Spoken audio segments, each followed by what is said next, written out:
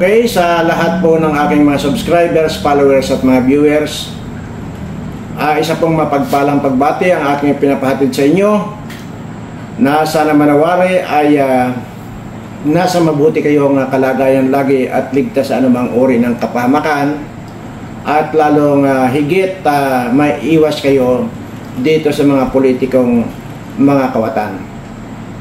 Ayan, at actually po, yung pong video ko kahapon na sinasabi ko po pangungunahan ko na ay ang buong akala ko mayroon pong magsusuporta sa akin na kapwa ko vlogger na kung saan ay para maipalaganap natin yung aking video yun ay sa kasamaan palad ay wala po na isa ang nag-react doon sa video ko.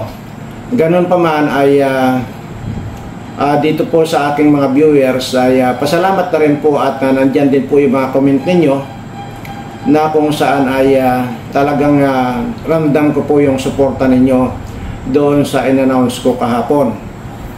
But ang nakakalungkot nga lang po doon ay kakaunti lang po tayo at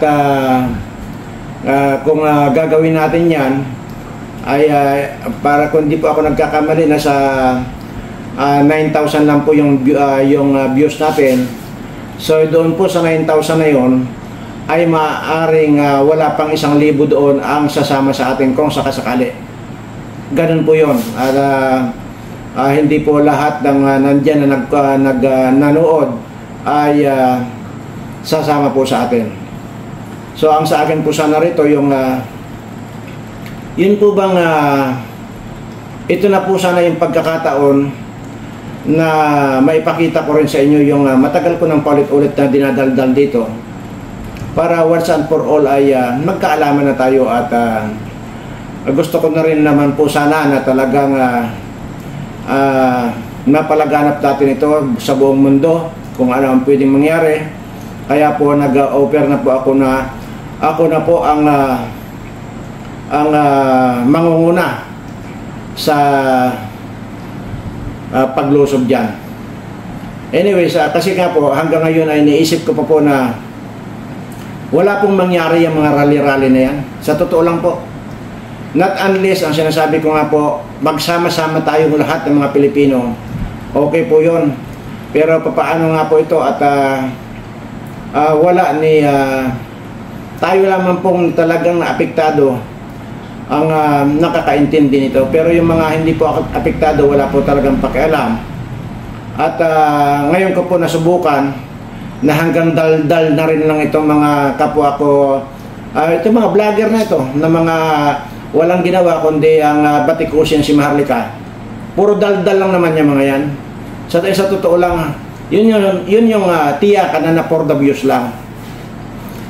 Ngayon ay yun po ang sa akin lang po rito, sana ay maipakita ko na po yung totoo na mga sinasabi ko dati. But anyway, ang talaga pong nakapagpa-trigger sa akin at talagang doon na po nag-init ang ulo ko, doon po sa aking napanood na kung saan po ay binanggit po mismo ng isang vlogger na bayaran na ito yung isa ring sumisip-sip, humihigop ng dugo nitong mga mahihirap nating kababayan, na talagang kumpirmado po na si Martin Romualdez po ay talagang nagbabayad ng mga vlogger at ito po yung nabanggit dati pa ni Maharlika at ngayon po ay talagang doon na ako uminit talaga ng husto dahil nga yung pong mga dinadaldal dati ni Maharlika ay talaga naman po ngayon unti-unti na po nating napapatunayan. Ganon din po yung sinasabi ko yung lagi kong dinadaldal din dito na kung sakali ay makikita nyo na yung ayoko na magsabi pa kung ano-ano pa, pero ang sa akin lang sana rito mapatunayan na natin sa buong mundo na mangyayari lahat din ng mga sinasabi ko. Kaya nga lang talagang sa kasamaan palad wala po talagang pumapatos doon sa mga hamon ko doon pa. Ang nagtataka lang po ako, lahat na pong paghahamon ay ginawa ko na. At magmula doon sa patayan, magmula dyan sa huwag na lang sila makapagpatayan, kundi sila na lang ang babaril sa akin. Hanggang doon, walang humahamon, hanggang sa sinasabi ko dito sa mga itaya na nila yung kayamanan, lalo na itong abi na itong mayabang na ito, itaya na niya, pati yung mga kutsara tinidor niya, pero wala po talagang wala po talagang tumatanggap ng hamon ko. Ewan ko kung bakit. Bakit kaya ayaw nila ako subukan? At bakit kaya ganun na talagang ayaw nilang subukan na patulan? Kayo ang maghamon sa akin. Lalo na itong mga kawatan na ito. Sisiguraduhin ko kung kapag kayo ang naghamon sa akin, mabilis pa ako sa alas 4 na tatanggapin ko lahat ng mga hamon ninyo. Pero bakit itong hamon ko? Bakit ayaw niyong patusin? O ngayon na naman, yung sinasabi ko dahil nga dyan sa inyo dyan sa Metro Manila, kung saan dinaos yung maisog rally na yan, ay lahat ay pinipigilan kayo. Nandyan na yung lalagyan nila ng kung ano-ano, mga traktora, mga kunang parang pangharang nila. Lalo na yung dyan sa Bustos, Bulacan dati, na kung saan ay kung inyo pong matatandaan, dahil nga sa ilang araw ko nung naririnig yun na mayroong sinabi dito sa Malolos, hindi rin pinayagan, mayroong sinabi dyan sa kung saan Bulacan yan, tapos ang naging resulta nga ay hanggang doon sa Bastos, Bulacan. So pagdating doon sa Bastos, Bulacan na yan, ganun din po ang nangyari.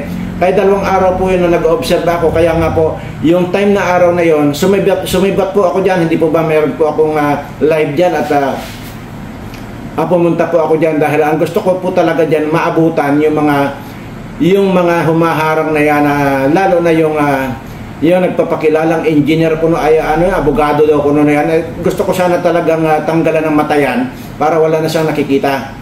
Kaya sumibat po ako dyan. Kaya nga lang, ni isa po doon, wala na rin akong inabutan. At ang mga inabutan ko doon yung mga ibang vlogger na kung saan ay nakausap ko pat na interview din nga po ni Kwan, sino yun, Buster ba yun? Basta mayroon pong nag-interview sa akin dyan. So yun po yun, kasi ang gusto ko po talaga rito may pakita na talagang may gagawin ako dyan sa mga hahara-hara na yan. Yan lang naman po ang pwede nating papilan dyan. Yung haharang, yun po ang sisiguraduhin ko na hindi na po mangyayari pagka nandyan ako. Kaya nga, dito, yung vlog ko kahapon, na dito sa Mindoro ay pwede kong igarantiya sa inyo na walang pwedeng haharang. Dahil alam na nila ang mangyayari sa kanila dito sa amin dito. Alam na nila na kapag humarang-harang sila, mas pipiliin nila yung maging normal sila kaysa naman magiging abnormal sila. Kaysa magharang-harang sila dyan. Titiyak hindi pipiliin niya ng mga official dito ng gobyerno, mga local government dito na mabulag sila. Alangan naman piliin nila mabulag sila o sumunod sila rito kay Butod na ito. So kilala po nila ako na kapag sinabi ko. Kaya yun po yung nag-observe po ako rito. Isa pong mga vlogger diyan ay wala pong yung pong mga sisigasig na nag-a-attend ng mga maisog rally. Wala pong nag-comment dito sa yung announcement ko kahapon. At sinabi ko pa nga rito na kapag nandito kayo, dito natin idaos ang maisog rally, ay lahat po ng aatin dito ay wala po kayong gagastusin. Ultimong pamasahin ninyo, ultimong yung mga sasakyan ninyo, pwede ikarga lang dyan sa barko na yan. Sagot ko na po lahat yan. Maging yung pagkain ninyo, maging yung tulugan ninyo rito, ay sinabi ko naman po yan na wala po kayong dapat alalahanin. At yun nga po, ay ngayon ko na parang na-feel ko na parang ngayon ko napatunayan na itong mga ungas na mga vlogger din ito ay wala rin binatbat ng mga animal na ito. So, ako sa totoo lang hindi po ako vlogger. In-open ko lang po itong YouTube channel ko hindi para kumita. In-open ko po ito para kahit papaano makapagsalita doon sa gusto kong ilabas na sama ng loob dito sa mga pinapakita nila na puro na lang nakawan dito, nakawan doon, na ang nagiging ang resulta nga nito ay puro paghihirap nito ng mga kababayan ko. Yun po yan eh. Kaya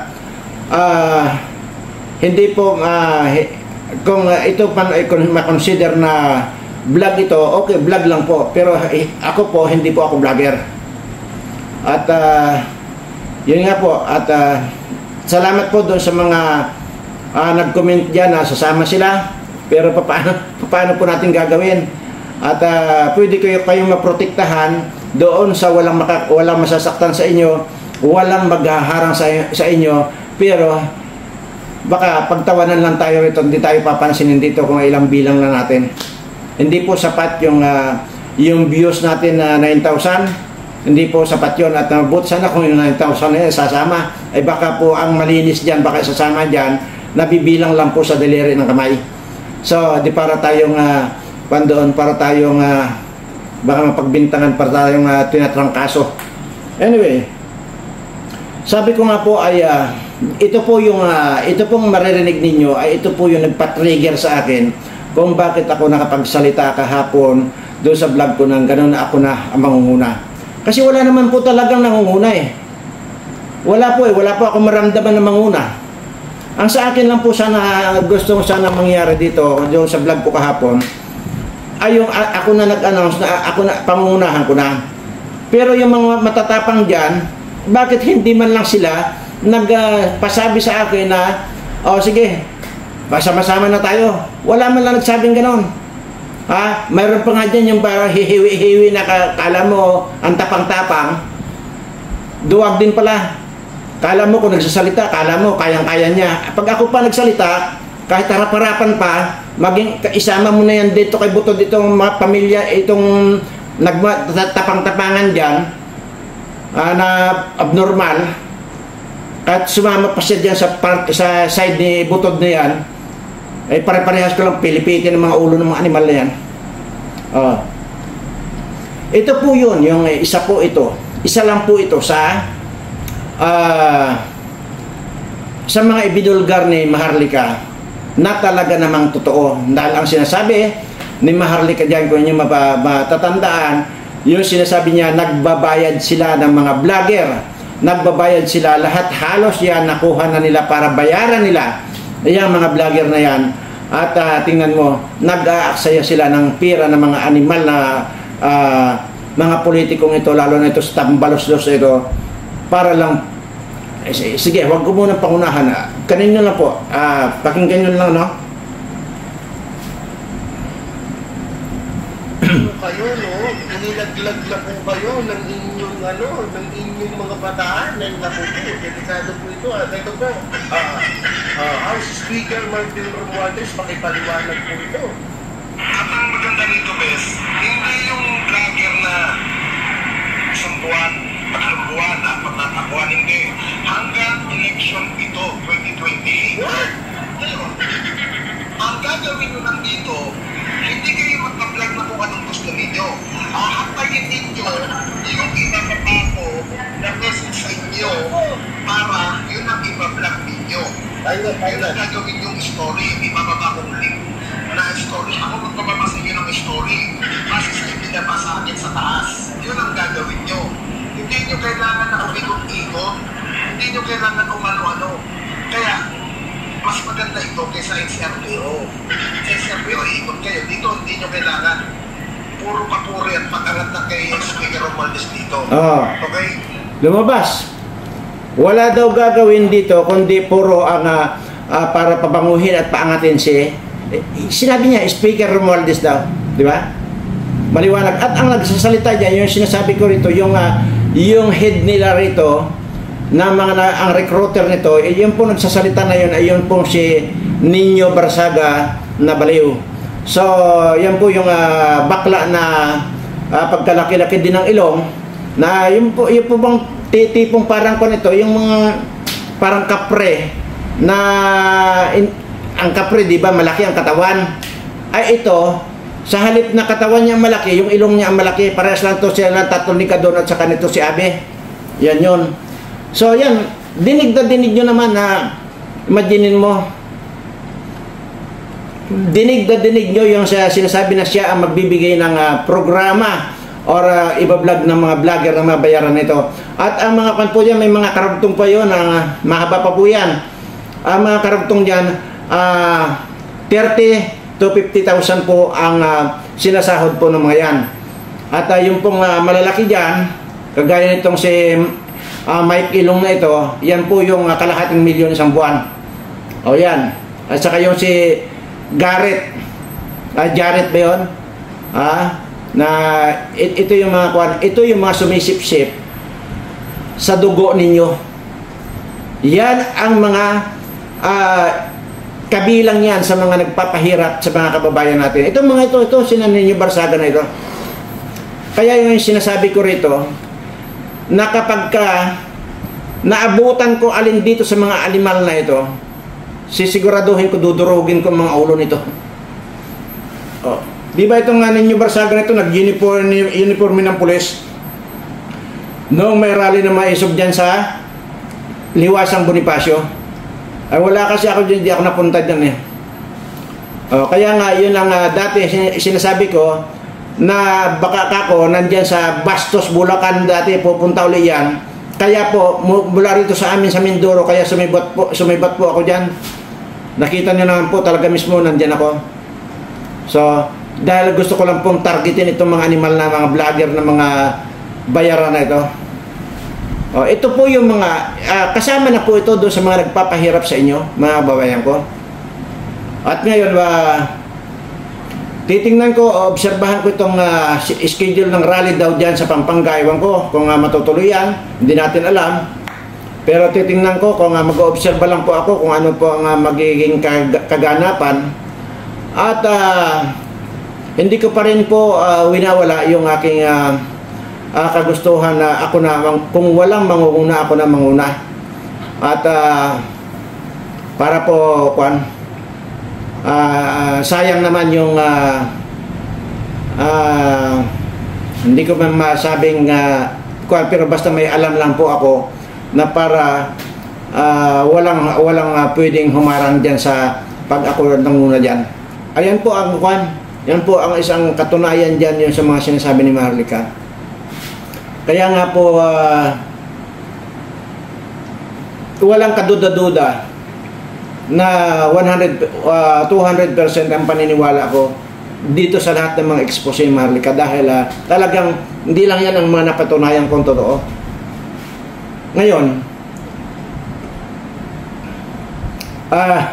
talagang na-disappoint ako dahil hindi po ba dapat lahat ng in-offer na sa kagustuhan ko lang na masimulan na ito ay kaya yung vlog ko kahapon na talagang nanggigigil ako na ako na mismo manguna at nag-offer pa nga ako kahit isang buwan kayo rito sa amin dito sa Mindoro at lahat ng bayan dito ay pagdadausan natin ng maisog rally. Pero hindi naman po masabi na hindi nila napanood yung video ko kasi unang-una po yan, may mga kontak po din, may kontak din po kami. May mga kontak din po kami diyan. Pero wala pong nag-reach. Wala pong nag-reach sa akin. But anyway, isa lang po ang kanyan. Isa lang po ang dahilan niyan. Ayaw lang nila makikredit sa akin. Okay? Yung ganun lang po 'yun. Ay hindi naman ako naghahangad ng credit eh. Hindi po ba? Hindi. Bagkus kahit na ariin ninyo yan, kahit na angkinin ninyo yan na kayo nagpasimula eh. Ano bang kan ko diyan? Wala po akong kinukuha diyan na credit nenda, wala akong pinoprotektahan na kung ano pa man. Itong mga ito ang meron dahil nga tingnan nyo naman diyan. Puro daldal lang ng daldal, tayo hindi pa maintindihan, puro lang, puro batikusin lang si Maharlika. Pero ang ginagamit nilang thumbnail nila mukha ni Maharlika. Ganyan kapon ito, ganyan kahipokrito itong mga animal na mga vlogger na ito. Sa totoo lang, ganyan yan. Pag ako buwisit dito sa mga ito, lahat ito, pilipitin ko na liig nito mga ito eh. Anyway, hindi naman yan talaga ang focus natin. Sinasabi ko lang. At ang focus sana natin dito, matigil na ang mawala na ang kabangagan dito sa gobyernong ito at mawala na yung mga naghihirap na nagpapahirap din sa ating mga kababayan. Yun lamang po yun. Sana man kayo nakakita na ako na nag-o-offer na dito natin dadaw since na sabi ko nga nag-o-observe lang ako since na wala naman talagang pumapayag dyan sa inyo na pagdausan niyang maisugral sabi ko dito na sa amin, dito na sa Mindoro at wala namang iba. Diba? Saan kayo nakakita na inupiran ko pa kayo na wala kayong gagastusin sa lahat ng mga gastusin niyo pagpunta rito, pati yung mga sasakyan ninyo, pwede ikarga lang sa barko yan. At meron po tayong tao na utusan dyan na mag-asikaso sa inyo para ma-accommodate agad kayo dyan sa kakarga ninyo ng mga sasakyan ninyo. At sana naman kayo nakakita na may mag-o-offer na huwag kayong magdadala ng pera at wala kayong alalahanin sa pagkain dito, hindi kayo magugutom dito. Kahit na ilang buwan kayo mag-stay rito sa akin, dito sa amin. Diba? Kaya lang parang nakpan lang ako dahil sa totoo lang ay hindi siguro pa ito ang panahon na para ang gusto muna nila ito hindi muna matapos itong problemang ito kasi para matagal pa yung pagbablog nila, matagal pa nilang pagkakitaan ito, yung mga salitang mga bangag-bangag na yan. Kaya ayaw pa nila. Ganun lang yung kasimple. Ganun lang kung i-analyze mo. Kasi kung tutuusin kung talagang gusto nila, doon lang sa in-offer ko na yun, iginarantiya ko sa kanila na kahit dyan mismo sa diretso na sa Malacanang yan, walang pwedeng humarang, walang pwedeng mga istorbo sa atin. Sinasabi ko nga, pwede pa tayo magkape dyan, pwede pa tayo mananghalian, pwede pa tayo maghapunan, pwede pa tayo magsayawan dyan na walang magbabawal sa atin. Sino? Anyway, ay okay lang yun at sige, hahayaan ko muna at mag-o-obserba lang muna ako mag-o-obserba muna ako sa mga galaw na ito. Actually, may sikat dyan na mayroon contact sa akin, may sikat yan na walang ginawa dyan kundi magdadaldal din dyan tungkol dyan. Pero imposibleng hindi niya narinig hindi niya napanood yung video ko kahapon na in-upload. Imposibleng hindi niya napanood yun. Unang-una, kilala naman niya ako. At pangalawa, ay alam niya yung kung paano akong kontakin. Anyway, ngayon ko na patunayan sa inyo. But anyway, sabi ko nga, baka ayaw lang nila dahil nga mapaaga. At wala na silang kikitain pagka napaagang panito. Pero hindi nila alam. Kaya lang naman talaga ako nakuan doon na bullshit dahil dito sa narinig ko dito sa bidyong ito na talaga naman palang totoo yung sinasabi ni Maharlika na talagang nagbabayad sila, walang pakundangan kung magbayad itong mga animal nito kung ilang daang vlogger yan na binabayaran ng 50,000 a month. 30 to 50,000 a month kasi may mga 50, may mga 30 din daw. So doon lang sa 30, imagine mo 1,000 a day mo. See? Tapos ang galing yung pera na yan, siyempre pera natin yan. Lalo na ako, ang laki-laki ng binabayaran ko tax.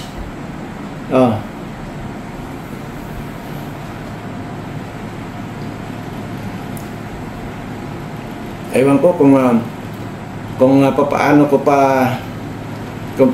pa ito na hindi ko alam. Ito ang pinag-iisipan ko na wag na lang makialam dito at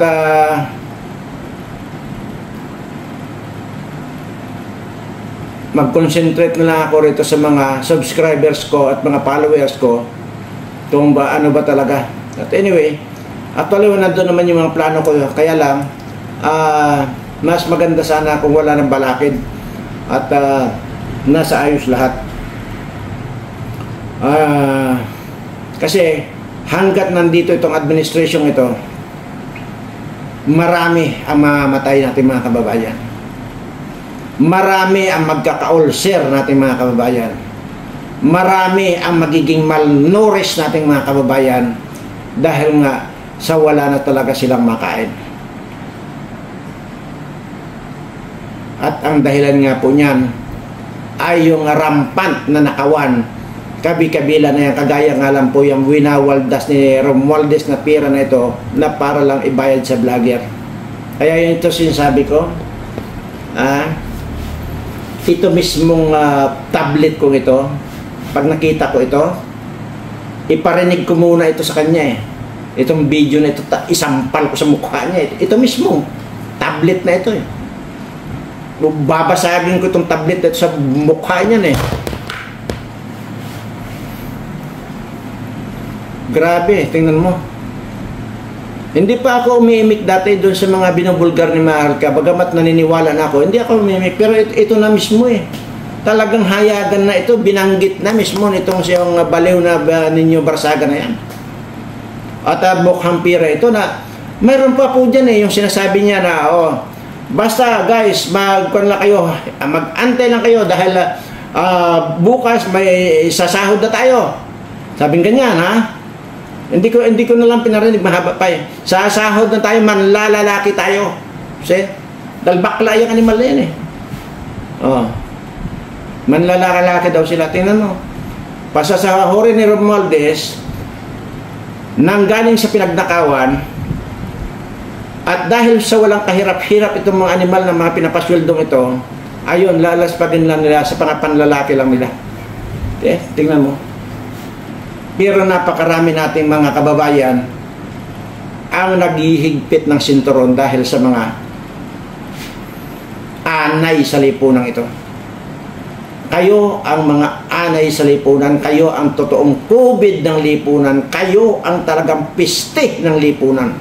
Kaya dapat sa inyo, ayun sinasabi ko sa inyo, dapat lang talaga na bigyan ko na kayo ng spray para matudas na kayo mga animal kayo. Kaya lang talaga, mahirap. Mahirap ang lumapit din sa mga animal na ito. Tingnan nyo. Isipin nyo na lang, sino ba itong mga animal na ito? Pero, 50 or mas marami pa sa 50 ang mga bodyguard dito, mga hayop na ito. Tingnan nyo. Ang tawag dito, walang katurya-turya, ginagastusan. Pero yun nga ang sinasabi ko, habang winawaldas nila ang pira ng bayan, itong mga mahihirap nating mga kababayan ang talagang naghihigpit ng higpit sila ng kanilang sinturon. Buti nga kung sinturon ang ginagamit, baka yung ito, lobid na ng kalabaw yung pinatali nila sa tiyan nila para hindi na sumakit Tangin na mo ito. Anyway, sabi nga nila ay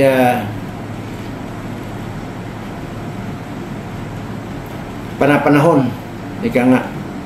Pero paano na kung mag-antay pa tayo ng ilang panahon pa? Kung magkandamatay na itong mga mahihirap ng kababayan, ganun ba? Yun ba ang gusto niyong mangyari? Mabuti naman kahit paano ay natauhan na ito si Sara Duterte at nagsalita na wala na yung unity nila. Buti naman. Matagal ko nang sinasabi yan di ba? Noon pa sinasabi ko na, meron akong video dyan na BP Sara, mag-withdraw ka na ng support. At pag nag-withdraw ka ng support dyan, kulang at kulang lagi yung sinasabi nito BP Sara. Sa totoo lang, isang salita nito, kuyog yung mga tao kaya lang, ayawan ko, siguro igalang pa rin natin, respetuhin pa rin natin kung malay natin kung meron siyang strategy na inaantay yung tamang panahon. So wala tayong pwedeng pandon pagdebatihan, ika nga. Basta ang sa atin at ako talaga hindi ako nakakapagkatulog dahil dito sa mga kababayan ko. Kailan ba yun na ngayon nga dapat sana iikot na naman ako doon sa mga dadalawin ko dahil nakadalawang linggo na yata na hindi kami nakadalaw doon. But anyway, kung hindi man ako makasama ay baka utusan ko na lang itong mga tao ko. Total, nakilala naman nila ako nung una. At gano'n naman kung halimbawa hindi ako available at sabi ko nga matanda na ako, ay ito na lang mga tao ko ang pumupunta doon sa mga dating pinupuntahan na namin. At yun nga sinasabi ko, parami pa ng parami, hindi lang po yung mga dati, kundi mas dumadami pa po. Sabi ko, sige, okay lang yan, basta dalawin nyo lang. Ang mahalaga, madalaw nyo, at kahit pa paano, maibsan man lang kahit pa paano ang kagutuman itong mga kababayan natin. Ganun po So, hindi man ako makita nila sa tuwing dadalaw ako, hindi man lang ako makita ng personal, at least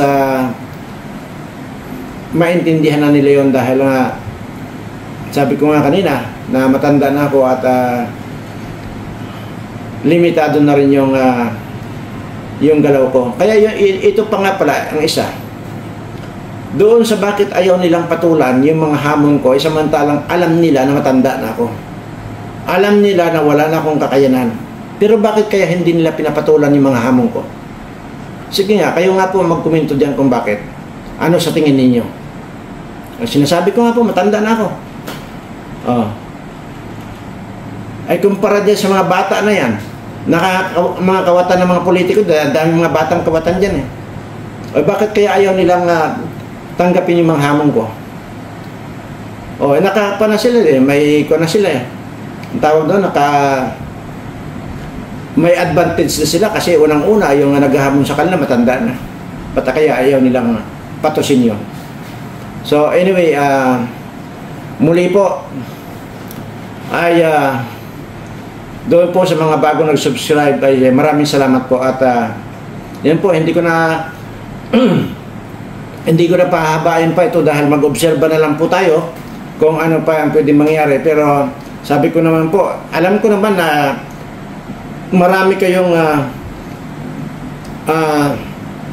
shinare ninyo yung video ko kahapon. Alam ko naman yun na pinaalam ninyo, pero yun talagang hindi pa rin po sapat.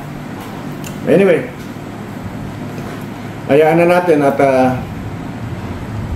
mag-obserba na lang tayo. Siya nga po pala ay huwag pa rin po kayong pakakampante. Hanggat meron po akong nalalaman ay isasabihin ko po sa inyo ang pwedeng mangyari at ang pwede pong mangyari baka matuloy na itong girang ito at ito ang magbibigay ng lalo pang dilobyo dito sa mga kababayan natin. Pero sabi ko nga po,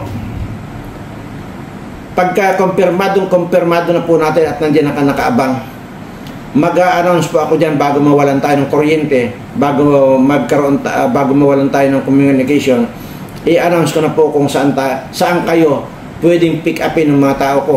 Kung nasa Mindanao kayo, ay mayroon po tayong pwede kayong pumunta doon sa isang lugar dyan sa kagaya nga po yung sinasabi ko, di ba po, mayroon akong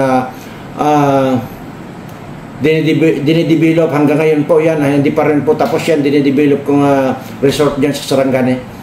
So pwede po saan man kayo sulok ng Pilipinas na roon, pwede kayo ma-pick up dahil mayroon naman po tayong mga sakyan, mayroon tayong bangkang papel, pwede dyan sa dagat, pwede dito sa kalsada, kaya wala pong problema sa transportation. Di gagawa lang ako ng bangka na papel,